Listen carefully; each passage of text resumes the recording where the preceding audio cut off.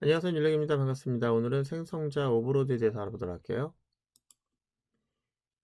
생성자도 함수의 특징을 갖고 있습니다. 그래서 생성자도 오버로드가 가능한데, 혹시 강의를 듣고 계신 분들 중에서 오버로드가 뭔지 모른다 라고 하면은 제가 강의 중에서 그 구조적인 프로그래밍에서 함수 오버로딩을 설명하고 있는 그런 강의가 있습니다. 먼저 그걸 듣고 여기 오시는 게 좋을 것 같고요.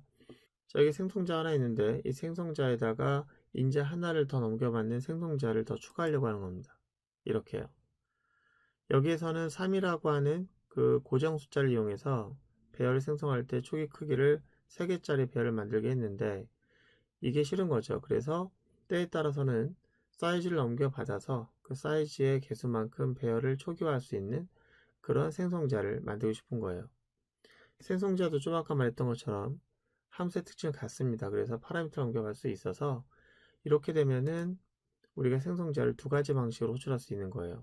하나는 이렇게 기본값으로만 처리하는 그런 생성자, 또 하나는 내가 원하면 원하는 개수만큼 미리 준비할 수 있는 그 배열을 준비할 수 있는 생성자. 이때 좋죠. 예, 좋습니다. 그렇게 해서 생성자라고 하는 녀석을 오버로드 할 수 있다 라고 하는 것이 오늘 수업의 내용인데, 뭐 이 정도로 설명할 거면은 지난번에 생성자 설명할 때 그때 한번 다시 설명될 텐데, 이제 그게 아니고 이제 주의사항이 몇 가지가 있습니다. 그래서 그 내용을 잠깐 설명하려고 강의를 따로 뗀 거예요. 근데 어떤 주의사항이 있냐면은 저희가 오버로드라고 하는 걸 만들 때 이제 요것을 안 만드는 경우가 있다 이거죠. 만약에 여러분들이 기본 생성자가 없는 상태에서 오버로드만 만들었다. 이렇게. 그러면은 이거를 호출할 수가 없는 거예요. 기본 생성자가 없기 때문에. 그래서 여러분들은 이렇게 만들었을 경우 무조건 이렇게 생성해야 되는데 이것을 의도적으로 그렇게 했다면은 예, 잘한 겁니다. 그런데 의도적이지 않고 실수로든 또는 이제 이것을 잘 모르고 이 기본 생성자를 안 만들고 했다고 하면은 이런 코드는 예, 사용이 불가능하다는 거 꼭 기억하시고요. 이랬을 경우에 나중에 얘가 상속이라는 개념을 넘어갈 경우에는 의도적으로 그랬다면 상속에서도 여러 가지의 난제를 만나게 됩니다. 일부러 그랬다면 거기에 적절한 예, 조치를 취할 수 있겠죠. 하지만 일부러 그렇지 않았다면 주의하시기 바랍니다. 두 번째, 여러분들이 생성자를 오버로드 했다고 하면은 결국 오버로드라고 하는 녀석은 전에도 말했지만 예, 똑같은 기능을 인자를 다르게 해서 편의를 도모하는 거예요. 그러니까 똑같은 기능을 구현하고 있기 때문에 오버로드 함수에서는 어떻게 된다? 코드 중복할 수밖에 없는 일이 발생하잖아요. 이 중복은 반드시 제거를 할 수 있어야 돼요. 그래서 오버로드 했다고 하면은 어떤 녀석을 하나만 구현하고 나머지는 그걸 재호출하는 방법으로 간다고 했는데, 그때 요 녀석이 요 녀석을 호출함으로 해서 얘의 코드 중복을 얘를 없앨 수 있거든요. 그래서 없앨 건데, 그렇다면은 이쪽에서 얘를 호출할 수 있어야 되는 거예요. 그렇죠? 다시 말씀드리지만 오버로드에 대한 내용은 이미 구조적인 프로그래밍에 설명했기 때문에 오버로드를 여기서 설명하는 건 아니고, 자, 기본적인 내용이 같다는 걸 얘기하는 거예요. 그래서 요거를 중복을 제거하기 위해서 요거가 요걸 호출해야 되는데, 되게 재밌는 건 생성자가 생성자를 어떻게 호출할 수 있냐 이거죠. 함수 이름을 갖고 있는 녀석이면 모르겠는데 이게 함수 이름이 아니잖아요. 그럼 얘가 얘를 어떻게 호출합니까? 예, 생성자를 호출하는 방법은 따끈따끈하게 방금 생성된 객체가 있어야만 되는 거예요. 그 객체를 통해서 호출할 수 있습니다. 자, 이렇게 호출합니다.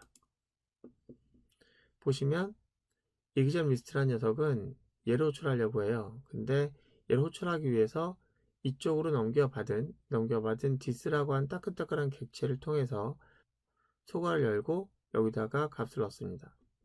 만약에 값을 넣지 않았다고 하면 자기가 자기로 호출하는 일이 발생하는데, 값을 넣음으로 해서 인재를 갖고 있는 생성자로 호출이 전이가 되겠죠. 이렇게 생성자는 갓 태어난 객체를 통해서 호출할 수 있는 녀석이기 때문에 이 부분 잘 기억하시고요.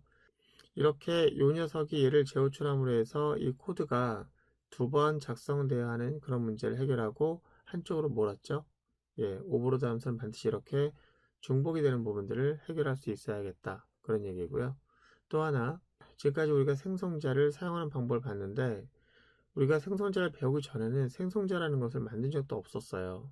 생성자를 구현한 적도 없었는데 우리가 생성자를 막 마구잡이로 써왔죠. 이거 어떻게 된 거죠? 생성자를 정의한 적도 없는데 생성자라고 하는 것을 막 썼다. 예, 그렇죠.